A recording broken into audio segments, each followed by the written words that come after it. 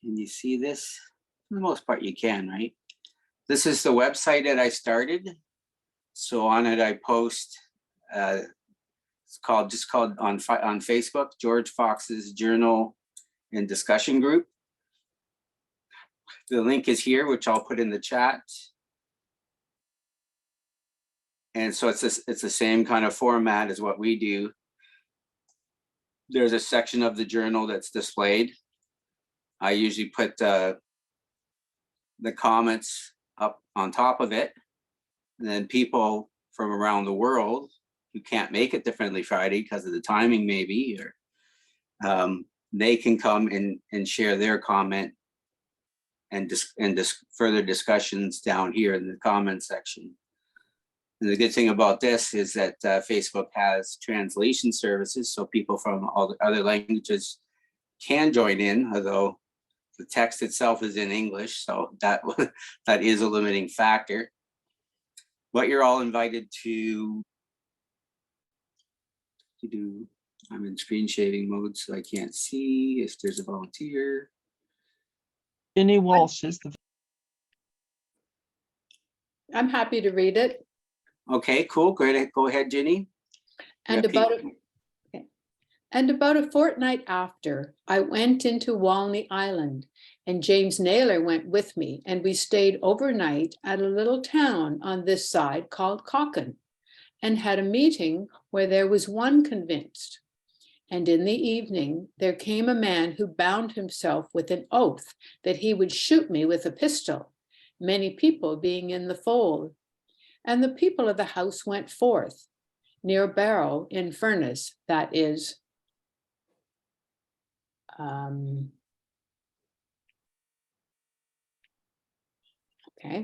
I'm not quite sure where this goes. I guess it's just a period. Okay. And after a while I walked forth. The power of the Lord was so mighty to the chaining of them in the yard, that the man of the house, being a professor, was so tormented and terrified that he went into a cellar to his prayers. And after I went into the house, when truth was come over them, and there was a raw man of the house, seeing the truth had come over, he fell to speaking and let up their spirits. And so I walked out of the house into the yard again and fell a speaking. And then the fellow drew his pistol, and he snapped his pistol at me, but it would not go off, though he struck fire. And some held him, and some carried me away. And so through the power of the Lord God, I think it needs to scroll down a bit. I escaped. Sorry about that. I forgot there's one section. Oh.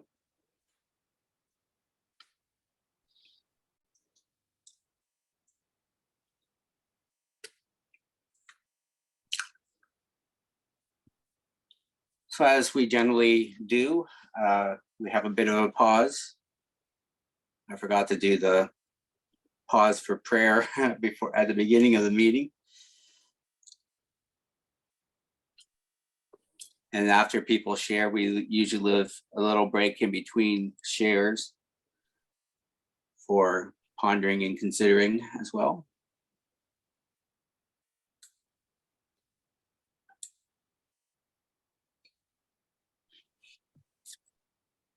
So any reflections on this passage?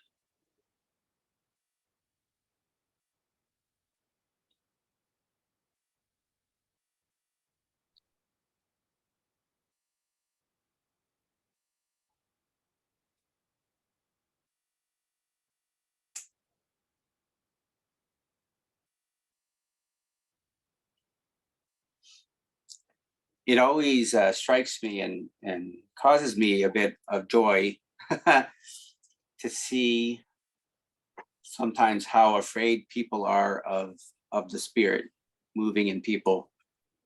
So this fellow had to go hide in his basement and start praying because he's afraid of the Spirit that George Fox brought.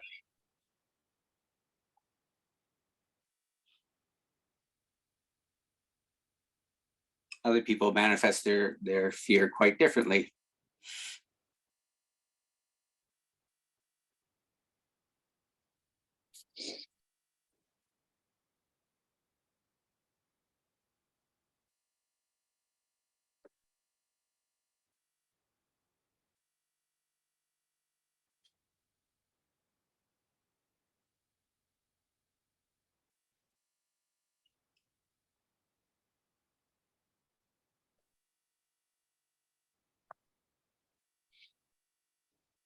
Go ahead, Karen. I'm just having a little trouble figuring out the actual sequence here. I know that doesn't have quite as much spiritual significance, but maybe there is a bit in there. So he goes to this location, and then it seems that he's inside the house, and this guy shows up, and everybody rushes out of the house. But is Fox still in the house with this guy? Because then he says, after a while, I walked forth. And while he was in the house with the person, the homeowner went down into the cellar.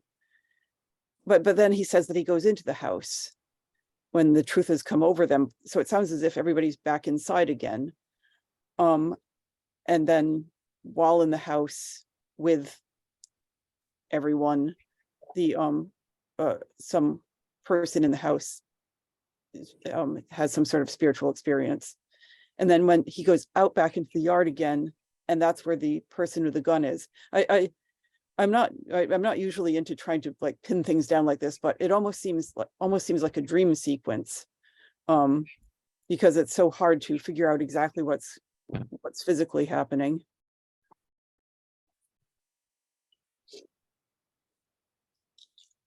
I would definitely concur with the idea that he's going in and out. And when he's finding an environment that's not receptive, he goes to the other place. But then he finds a different environment that turns non-receptive in certain different ways. Would be my guess. Yeah, it doesn't seem as if anyone is opposed to him other than the person with the gun, because other people are carrying him away, and either carrying him away or just reacting in fear, or having spiritual experiences. So the main focus of most of the people there seems to be on the person with the gun. Although there is this person who is falling into a spiritual experience and speaking, even though someone is waving a gun around.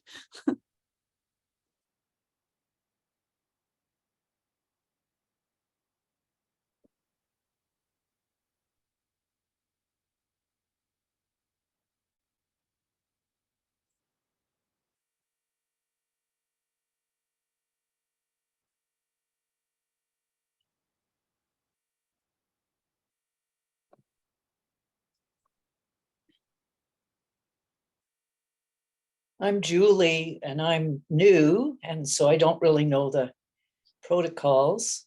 So I've raised my hand, but I'm also talking now. I'm based in Calgary, and I just think it's interesting that just before the title, Journal of George Fox, 1652, he uses the phrase went forth, and then right afterwards he uses the phrase walked forth. And that, maybe we're assuming that when somebody walks forth, it's outside and not inside. And maybe that's showing a little bit of, well, obviously historic use of words, but maybe that's bringing a bit of challenge in understanding it. And I agree, I think the focus is a little bit on the man with the pistol, because he's mentioned at the beginning of the passage and then he's mentioned at the end of the passage.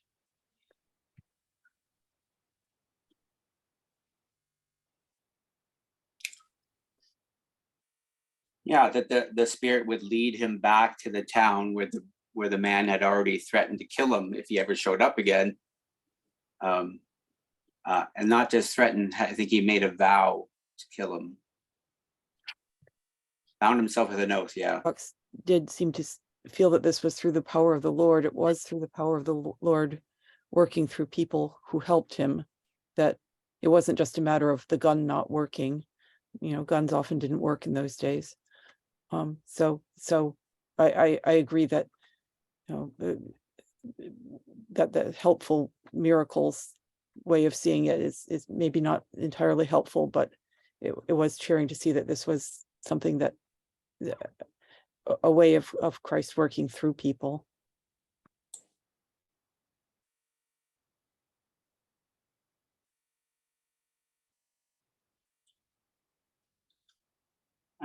I think I've noted this before, so forgive the repetition. But Fox is in a very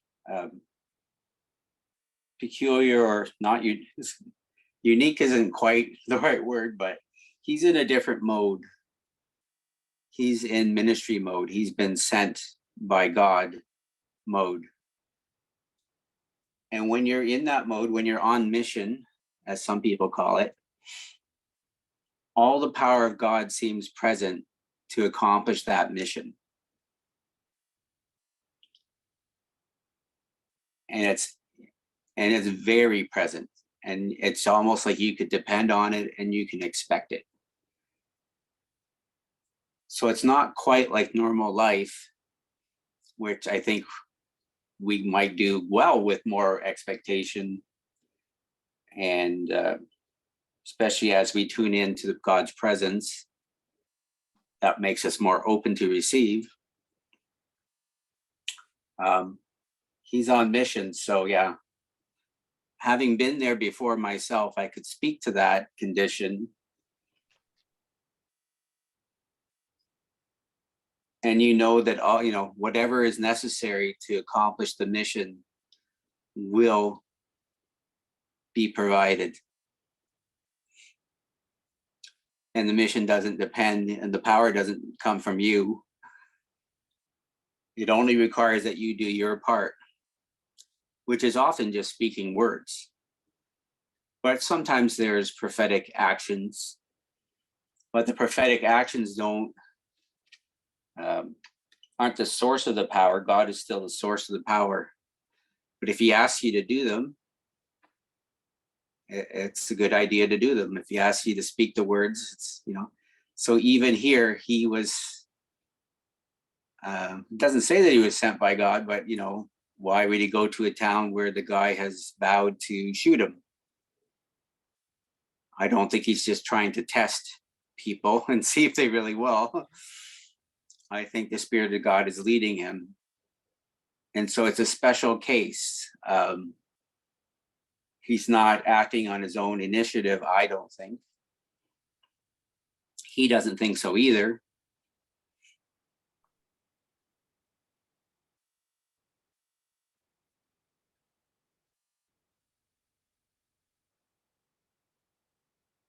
Other reflections?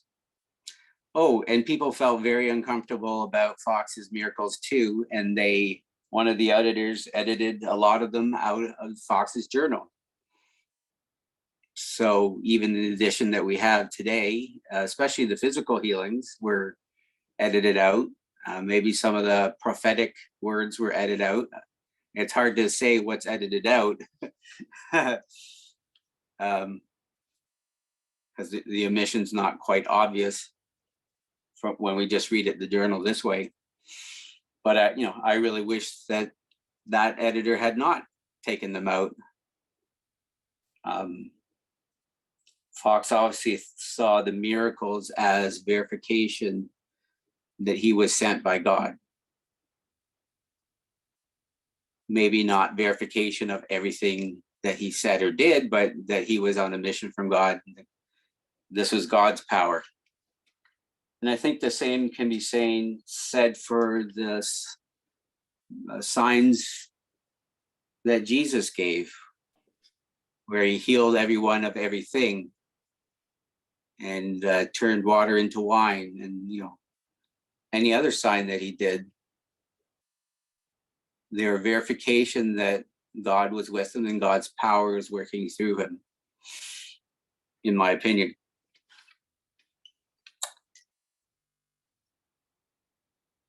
Henry James? I just wanted to say something about this edition, that it does have quite a few abbreviations. The bicentenary edition of 1891, 92, 1901, and 1902 are the most complete editions of George Fox's journal. In actuality, it's about 300 or so pages longer than the edition we're seeing here. And that's quite a few words when you think about it. So quite a lot was taken out. But I've understood from a couple of people now that that edition, the bicentenary, the 8th edition of George Fox's journal, is the most complete of all of them. I really wish that it would be republished or put online. I've asked Friends Library to do that in their online collection, and we'll see what happens. Patricia? Yeah, a couple of things about miracles in scriptures. I don't think that the miracles were meant to be literal events. If you look at miracles that happen in scripture, they usually, or they always are a way of communicating some spiritual and inward truth. But T.S. Eliot, the poet, had a descriptive phrase that was used in poetry. He called it the objective correlative. And what it was to take an outward image or words and craft them in such a way that they described an inward feeling or process. And I think that if we look at the miracles that are given in scripture, they are very much that technique of communicating an inward spiritual truth by choosing outward images. Jesus said at one point when he was frustrated with people who were looking for these signs and wonders, he says it's an evil and adulterous generation that looks for signs and wonders, these supernatural events. They'll be given nothing but the sign of Jonah, who was 3 days and nights in the belly of the whale. So we have this sort of miracle of Jonah in the belly of the whale in scripture, but it communicates an inward truth of being in a place where you recognize you're in complete darkness and without hope. And that is the point at which you are spit out upon to dry land, or you are resurrected to new life. So these, you can't take miracles literally. And as for miracles happening to good people, or good things happening to good people, Jesus had something against that too. He said that don't think that the people of Siloam were any worse off than any worse than anyone else. But this tower of Siloam fell upon them. So it's a denial of the prosperity gospel, I guess is what it is, that suffering happens to everyone. It's not just that suffering happens to bad people. It's a universal.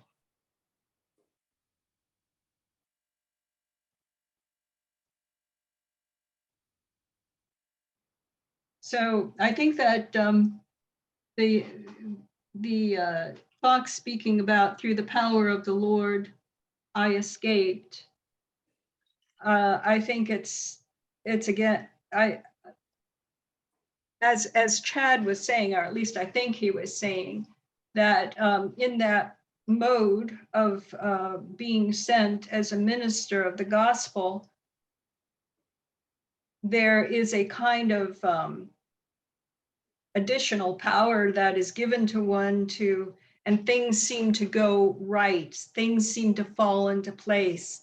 That people say things that are needed to be heard, and it seems as though the circumstances surrounding that sort of fall into place. That verse in Romans 8:28, I think it is, all things work together for them who love God, who are called according to his purpose. There's a kind of serendipitous sequence of events that happens. And I think that to sense that serendipity happening, it feels like it's beyond just the sort of normal course of events, and it's attributable to God.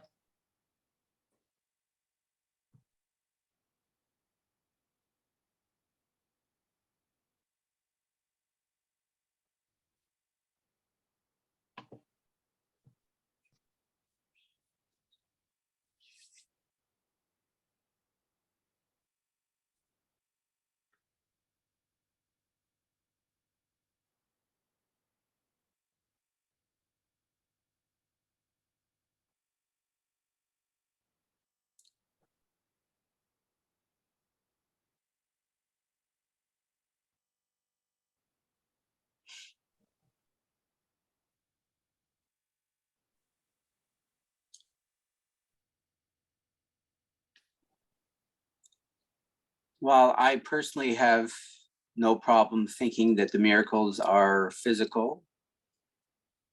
So I sometimes wonder what Fox says or means, I guess, when he says that the power of the Lord was over all. Because sometimes the power of the Lord was over all and he gets beaten quite severely. And so it's like, okay, was that the power of the Lord? Did the Lord want that kind of thing? I don't think so, but the Lord doesn't protect us from every evil that comes, but he helps us deal with every evil that comes and fills us with his spirit as we focus on him within. So when previous section, his hand was, an arm was injured in such a way that it didn't look like it would ever heal. And George Fox looked at his hand in the love of God. Like he was filled so much with the Spirit of God that he looked at it with love. And he looked at the people that were beating him with the love of God. And so that's a miracle of a different kind.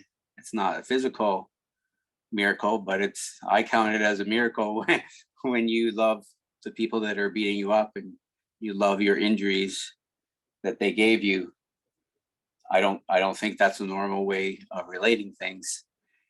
And in our next passage, we're going to get some of that stuff going on. So just so that people are warned, here's a violent passage is coming up. Volunteer to read?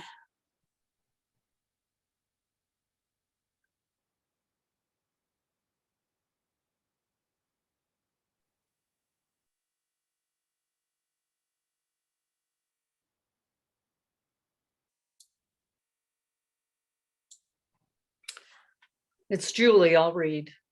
Great, thank you. This is So only half the passage, by the way. So I just broke it up. I broke it up into two because this is a long one and it's filled with a lot of violence. Oh dear. Thank you.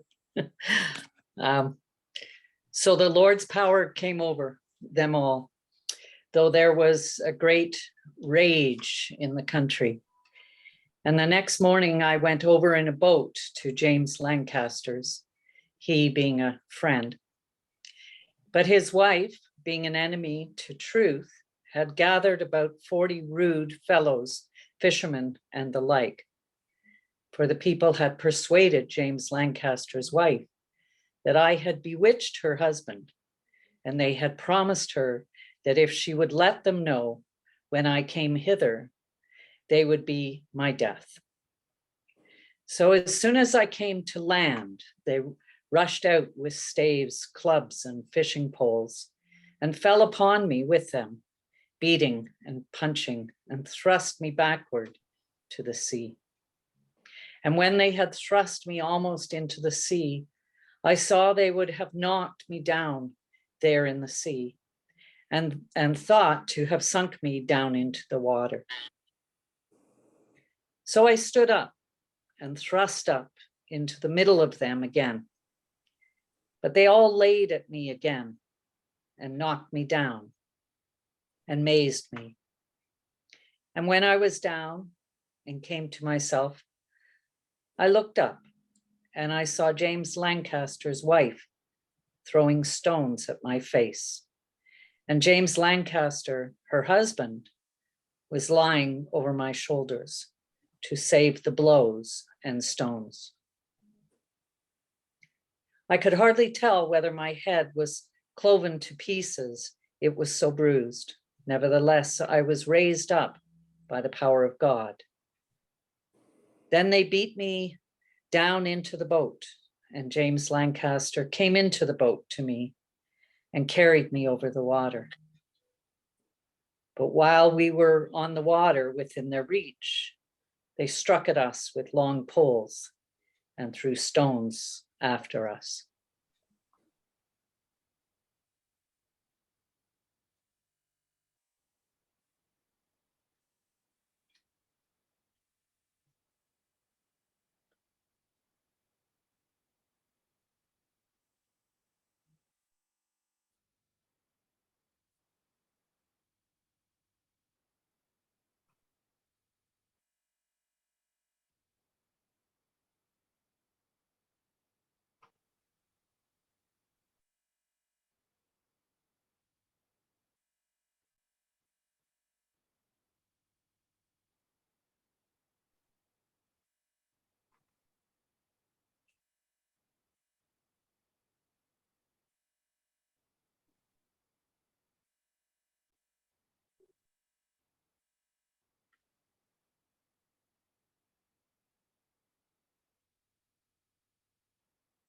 Any comments or reflections?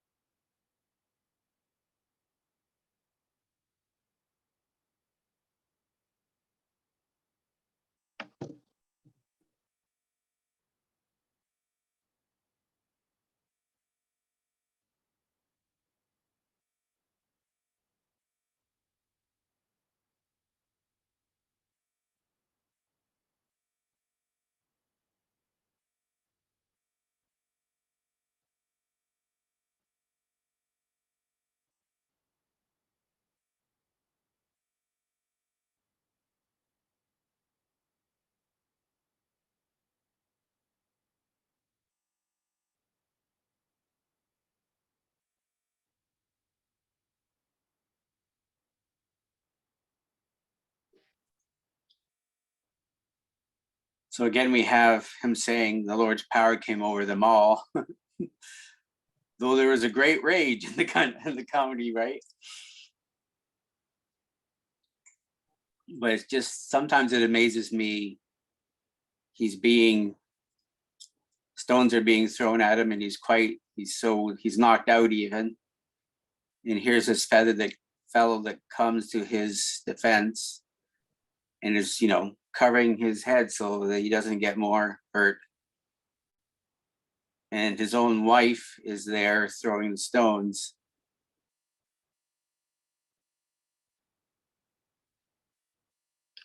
But also this idea to a professor or to a titular Christian, when somebody comes into the knowledge of God, into the knowledge of the Spirit of God, conscious experience, it looks kind of like they're crazy or they're bewitched. They've joined a cult. My mom went through several variations of this, right? He's lost his mind. He's joined a cult. The only other Christian in the family that knew God was my Uncle Maurice, so I must be following Uncle Maurice.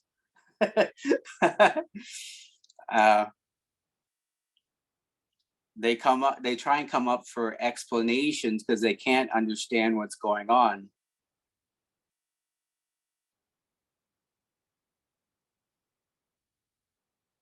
Because they haven't experienced that themselves, right?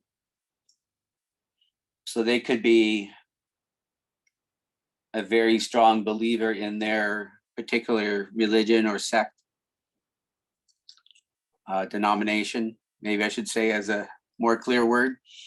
But if they haven't met the power of God, then they don't know what it is.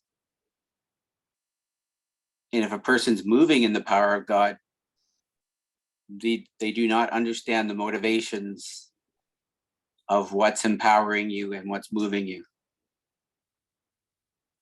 That's my experience anyway.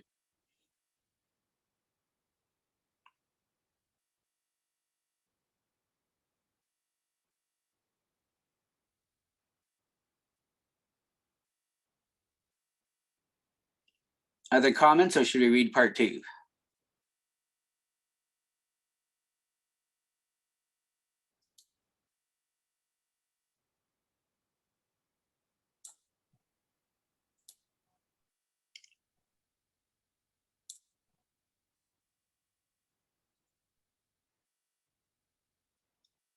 Julie, you willing to read the part 2 of Yep, this? sure. Yes, sorry, I was on mute. No problem. My apologies. Nope. We saw afterwards they were beating James Naylor. For a while, they were beating of me. He walked up into a field and they never minded him till I was gone. And then they fell upon him and all their cry was, kill him, kill him. Then James Lancaster went back again to look after James Naylor. And when I came on the other side of the water to the town, here the man had bound himself with an oath to shoot me. All the town rose up with pitchforks, staffs, and flails and mud hooks to keep me out of the town and cried, kill him, knock him in the head, bring the cart and carry him away to the graveyard. But they did not, but guarded me with all those weapons a pretty way off out of the town, but did not much abuse me, and after a while left me. So I was alone and came to a ditch of water and washed me, for I was very dirty and much bruised. So I walked a matter of 3 miles from that place where I washed me to Thomas Hutton's house in Rampside, where Thomas Lawson, the priest, lodged. Where Thomas Lawson, the priest, lodged, that was convinced. And I could hardly speak to them when I came in. I was so bruised. And I told them where I left James Naylor, and they went back and took each of them a horse and went and brought him thither that night. And I desired to have a little beer and I should go to bed. But when I was in bed, I could turn me no more than a sucking child. I was so bruised. And the next day, Margaret Fell, hearing of it at Swarthmoor, sent a horse for me. And as I was riding the horse, knocked his foot against a stone and stumbled that it shook me and so pained me, as it seemed worse to me than all my blows. My body was so tortured. So I came to Swarthmoor, and my body was exceedingly bruised.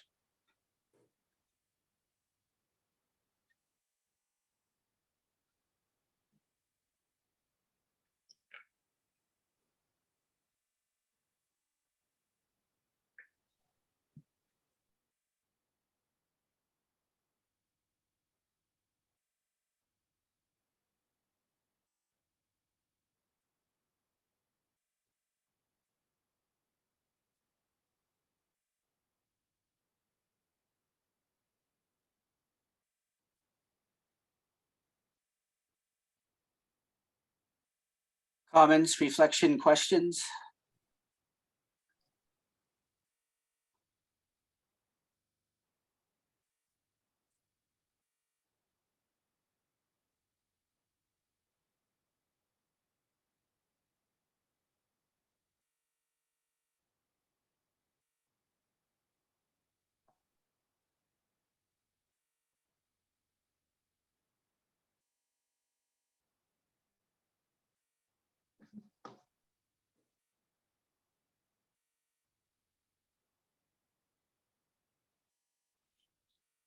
Again, I'm struck by Lancaster's care that even in the midst of beatings, he goes and helps second person, James Naylor, right, who was enduring such.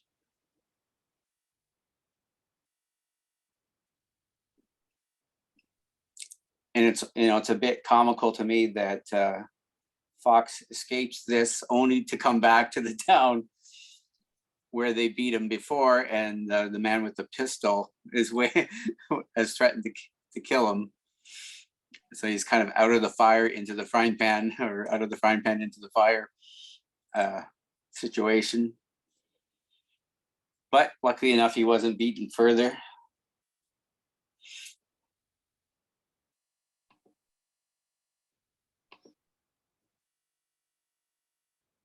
Patricia? Yes, I've been thinking in these two passages that we've read, or maybe more than that, it's how the great numbers of people that come out to do the Quakers harm, and they all know each other. They're probably all of one village. And it reminded me of the tendency to scapegoat a person, to band together as a group in order to persecute or abuse one person, and how that works to solidify the offenders into whatever minor disagreements or offenses that they felt one towards another, when they have this one person or one group to band together to abuse, that how that is such a common tendency in groups.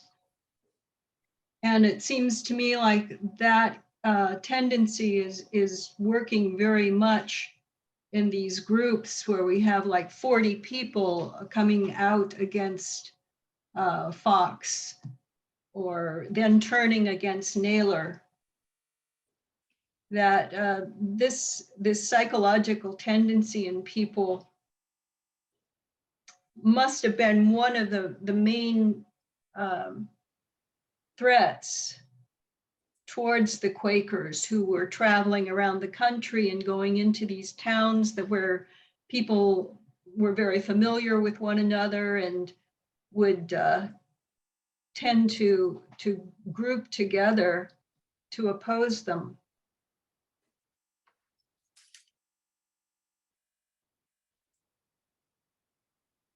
I mean, the people are not thinking for themselves. There are 40 people gathering together. You think that in 40 people, there might be some nuance of thinking that would prevent them from doing this act. But no, they all agree, and they all are shouting, "Kill him, kill him."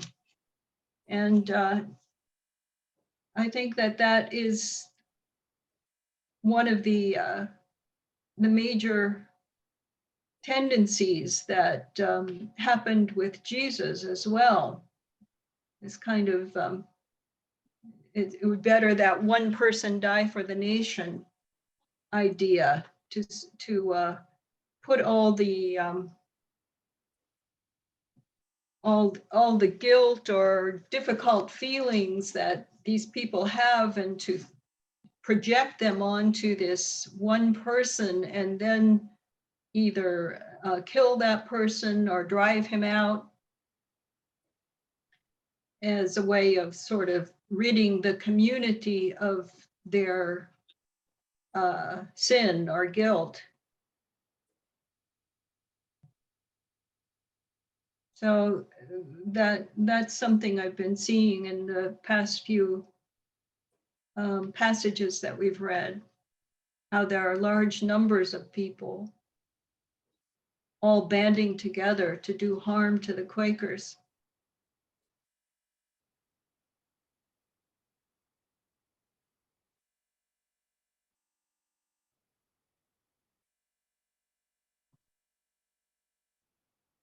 I think that's one of the distinguishing qualities of the Quaker, I believe, is that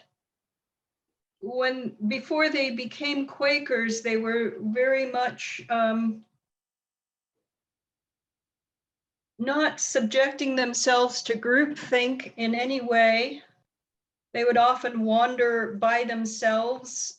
Fox said he would find a hollow spot in a tree and read his Bible. He was very much an individual who was letting his inward life guide him towards what was true or what was real, that was important to him.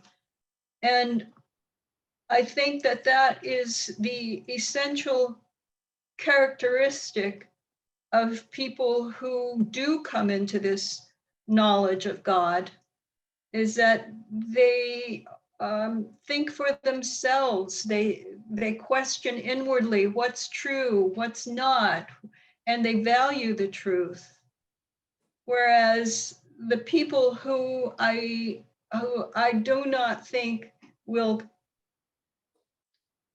come to that are people who stop thinking and instead band together in kind of a mob that exempts themselves from having to take responsibility for their whole being, and they sort of lose themselves in this mob, so that they have some kind of validation because they're part of a group, but they don't have that satisfaction of that inward need to find what's real. They just adopt what's something from the outside, from the group, whatever will allow them to exist within that group. And I think that's those are two very distinct ways of being. And I think that the Quakers really model that responsibility and insistence on coming into an understanding of what's real and what's true and basing their lives on it.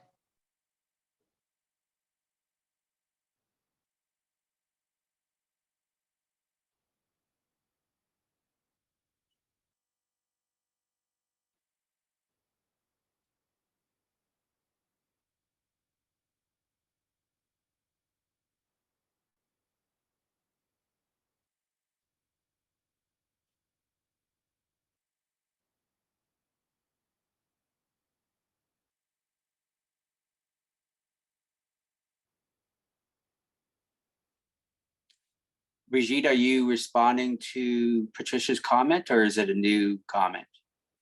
No, I don't want to respond to what Patricia said. Part of what I wanted to say, Patricia just said in a very nice way, and I just want to pick up on that.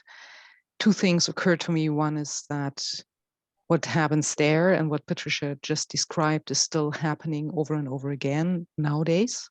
This is exactly, I feel, what we see. And the other thing I wanted to say is how it strikes me that I think all these people must be so very much afraid of him. He must pose such a threat that they need to be 40 people and beat him up and just can't let him go, but they're so afraid of him. Yeah, that's just very striking to me.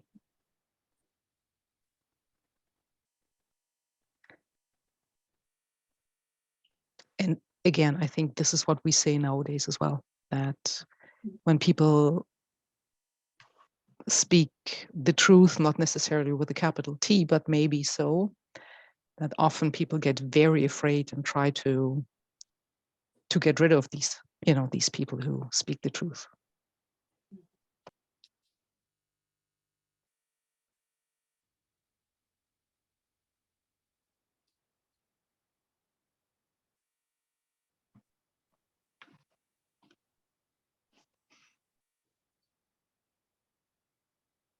Patricia, is your hand up for new comments? Go Yes, ahead.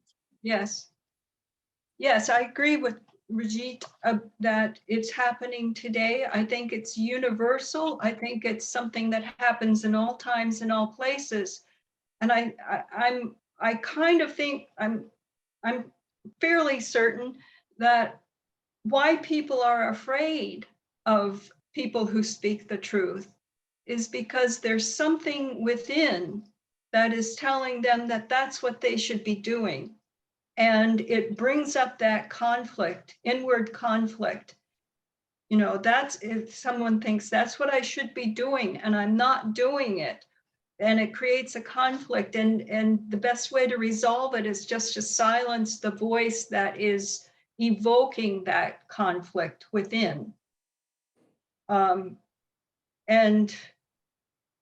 I've just been reading the 5th chapter of Mark, which is the Gadarene demoniac that Jesus heals.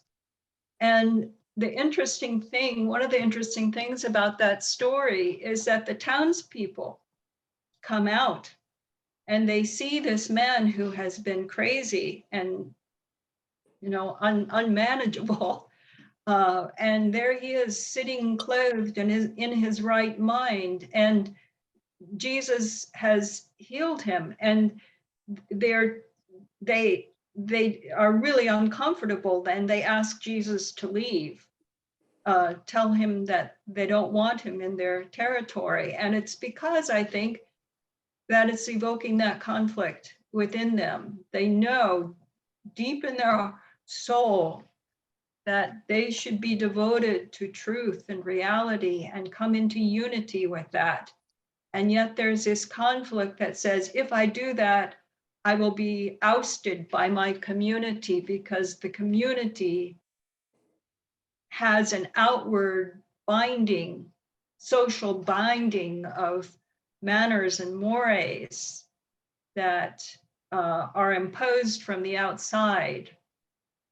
And that either becomes one's rule, or this inner insistence upon truth becomes one rule.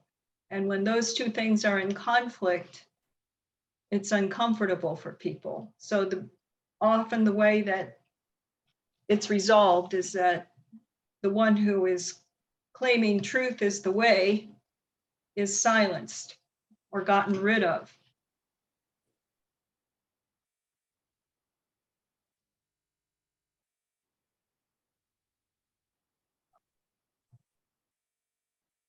Stephen?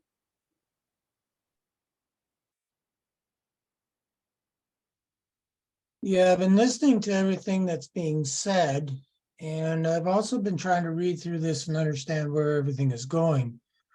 And a thought that just came to me was that when he was involved in this town and everything, and the fact that the townspeople were beating him and saying things that were not appropriate. And it got to the point where they were going to, as the words are, kill him, etc. I think it was a lot of talk. However, when it got to the point where the one man that came forth that said he bound himself with a note to shoot, it was interesting to note how the town rose up to literally protect him from being actually physically attacked beyond what they were doing, where he would be shot. And they more or less said, okay, fine. Let us escort this man out of this town so that he is no longer in mortal danger, as the way I would describe it. And once he was free of the town and away from the people that really didn't want him there, he looked at cleaning himself up as much as possible and then went to a place of safe haven, and then to move on with further regards to what he wanted to do, moving on with his preaching and speaking what he believed to be the truth. And okay, that's where I'll go. That's where I'll leave it for now.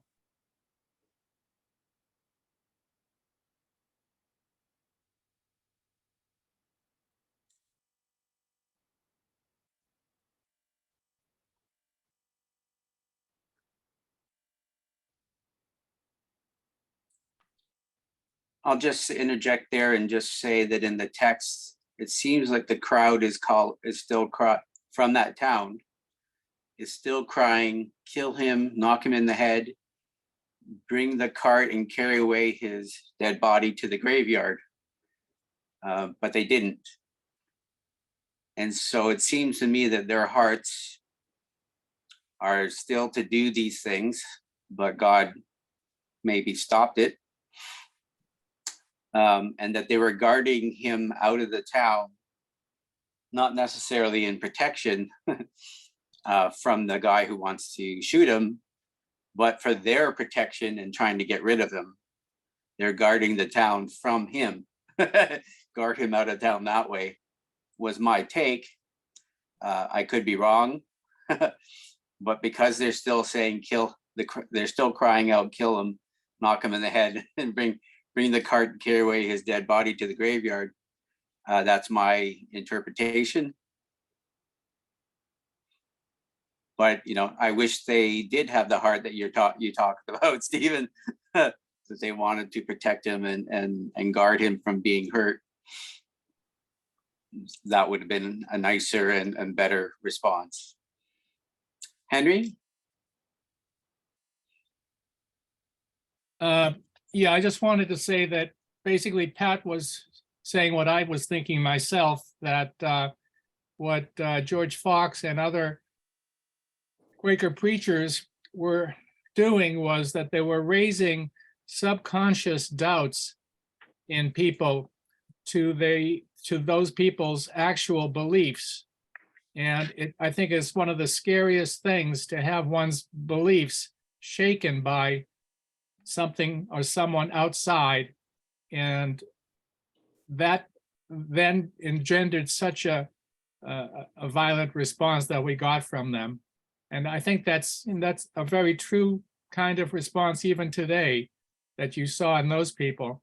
Again, I assume that perhaps in most cases it was subconscious or just barely conscious, but that scares people when the most deeply held beliefs, their own, whatever their denominations were, most likely Anglican.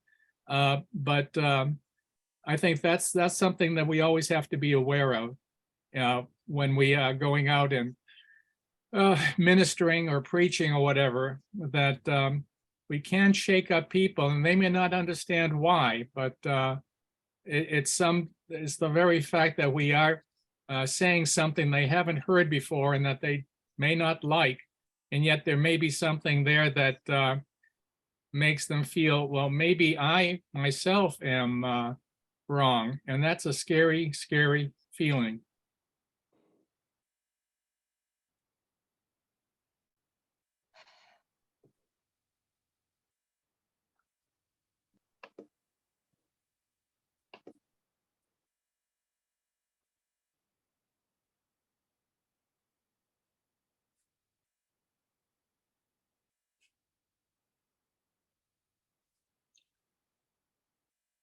Patricia again?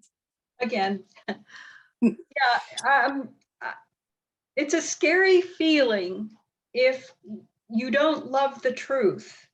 If you love the truth, then hearing something that may be the truth, that even if you're not holding that idea yourself, if you love the truth, you welcome it, because you can improve your understanding if you learn something. And it's only when you love something other than the truth that it becomes world shattering, or someone pulling the rug out from under you, or whatever. But if you're of the Quaker sensibility, which is to love the truth, Christ the truth, to love the truth, you don't have that fear, because anything that is the truth is something that you want to know about and adopt and incorporate and integrate into your own understanding. So you can live fearlessly if you love the truth. I mean, you don't have that threat that the truth might be something more than you can bear, because just having the truth strengthens you to withstand whatever comes at you. And so you want as much of it and as you can find and as you can have, because having the truth is what strengthens you or enables you to live well.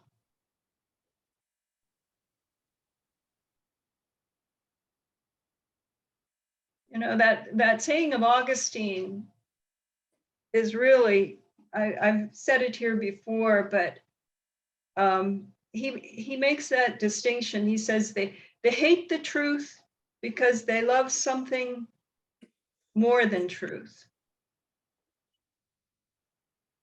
And if you love truth then more than anything,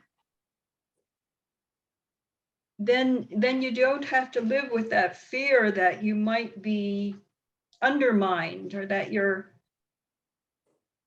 way of being could be is threatened in some by others' ideas.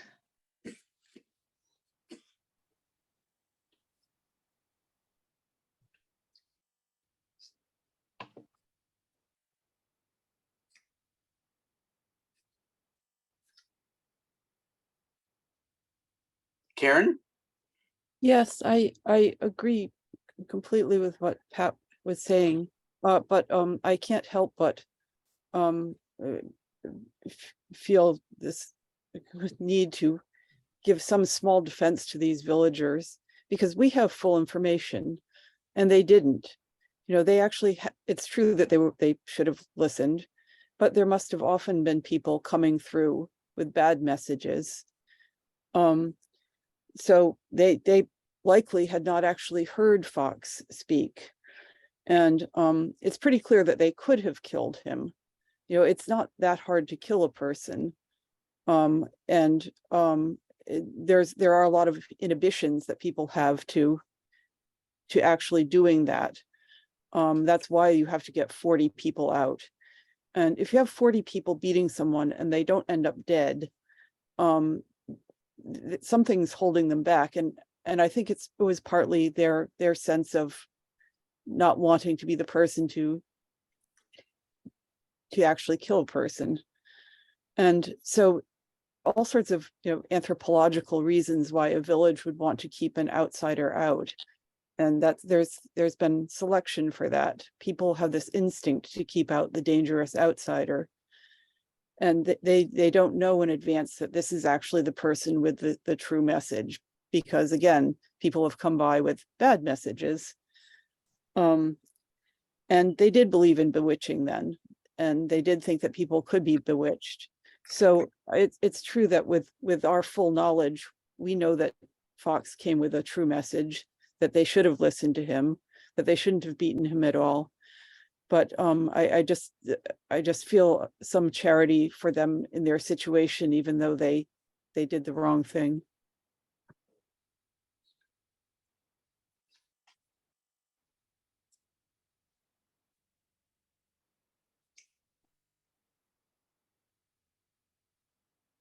I can definitely speak to that, Karen, that there was all kinds of groups and all kinds of preachings and all kinds of ideas floating around at that time.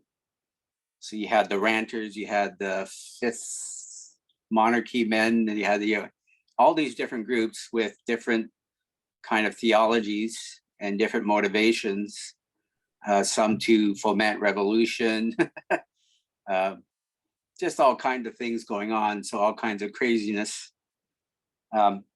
It's definitely within man and man's mentality and psychology, I should say, that there, in a town, how you survived, there's civil wars going on as well, right? So how you survive in a town is that you depend on your neighbors. But if you're different, you might not get that support and you might be ousted. I remember somebody said, you should join this community over here. Why aren't you joining a community and getting all the support of community? And it's like, I understand why you're saying that. One is because you have a community and you want people to join, so it increases your paycheck. But to the people who are different, community is not necessarily a place of support and safety. It's a source of danger, even. If you think different, if you act different, any of these things, if you dress different, you smell different, any of these things can be a rallying point for that collective fear of the group of anything different. So strangers were looked upon with great suspicion. Also, there's those types that get quite a lot of contentment and safety in sameness and continuity. It's their foundation. And so anyone coming to disrupt that is disrupting their foundation that they rely upon. As someone just said, they don't know the truth, so they're not foundationed in that strength that comes from knowing the truth. They might have beliefs, but that's very different from knowing the truth. When you know the truth, you can stand steadfast in it, even if somebody comes up with a different wind of doctrine or teaching or whatever, right? I'm not sure how much at the time people were taught that you had to believe the right thing in order to be saved and get into heaven. If you didn't believe the right thing, you were going to go to hell for eternal conscious torment. But that's an added stressor in not wanting your beliefs, what you think are correct beliefs, to be challenged or questioned, and not wanting to question them yourself. Because that's kind of it's a standard evangelical doctrine these days, and I'm not sure about other denominations. You have to believe the right stuff or you're in big trouble. And if the trouble is eternal conscious torment in hell, that's quite a big stressor in people's lives. The other thing is that when you're on mission and the Spirit of God is moving you, you also see rise up more than normal the opposer. And the opposer moves whoever he has a foothold in, a influence point in their heart or in their mind, he moves them to oppose you en masse. So not only do you see the power of God is with you to accomplish his purposes, you also see the opposition of the enemy rise up as well in whatever way he can do. And usually he uses his tools. If you are in an impregnable fortress, he uses these people. He uses people to come up and oppose you, just like Jesus.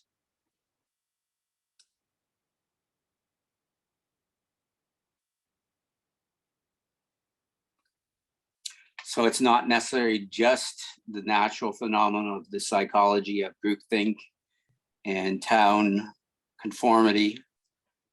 The more fragile your group is to the truth, the more violently they'll react. It happens on an individual level, it happens in a group to try and protect the status quo.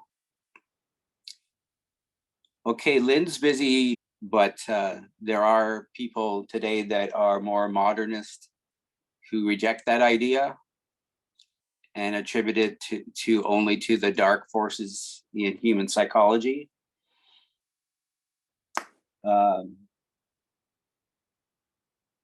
My own personal experience is I could see that there was an outside force that was orchestrating the response and the opposition. So that's my personal belief. Not everyone has to agree with me. Patricia? Yeah, I was thinking of the 8th chapter in John, I think is the place that stands out most clearly as where the devil is defined. And here's what it says in verse 44 of chapter 8. Jesus is having at the Pharisees who have been challenging him. And it sounds sort of like Jesus is just on the cusp of losing his temper with them. And he says to them, "Ye are of your father, the devil, and the lusts of your father ye will do. He was a murderer from the beginning and abode not in the truth, because there is no truth in him. When he speaketh a lie, he speaketh of his own, for he is a liar and the father of it." So there the devil is clearly identified with lies and in opposition to the truth. So I think that's, the early Friends called their faith truth. And so Jesus is referred to as the way, the truth, and the life. And the devil is the opposite of that. He destroys. He does not abide in the truth. There is no truth in him. He speaketh of himself when he speaks lies. So, these are things that only a human being is concerned about. There's no animal really that is concerned about truth or deceit. So what's at stake here is our humanity. We can distinguish between truth and lies, or we try to anyway, because we're made in the image of God. And in our attempts to understand and to know truth, we are aspiring to be up to our full potential. But our full potential isn't something that we can acquire. We can just aspire to it and fail. It's only when the God of truth or Christ visits us and we experience that that we can know the truth. That is the truth. So truth is synonymous with Christ and with God, and therefore that which opposes it is characterized by deceit and lies.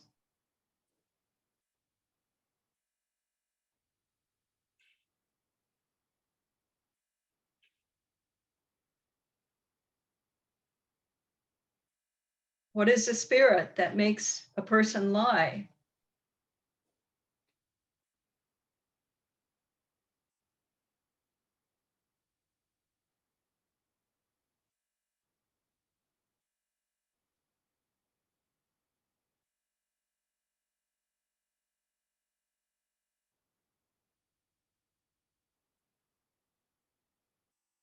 I remember reading an epistle in Fox that spoke of the devil as the devourer of creation.